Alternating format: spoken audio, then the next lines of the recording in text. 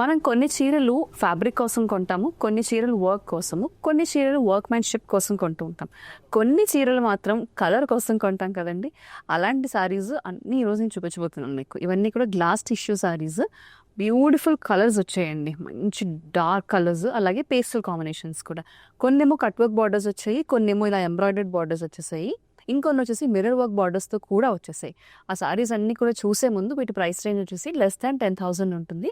Fabric వచ్చేసి it's glass tissue fabric అండి. మీకు ఈవినింగ్ వేర్‌కి చాలా బాగుంటుంది. అలాగే వర్క్ వేర్‌కి కూడా ఏదైనా స్పెషల్ ఈవెంట్స్ ఉన్నప్పుడు కూడా కట్టుకోవచ్చు వీటిని.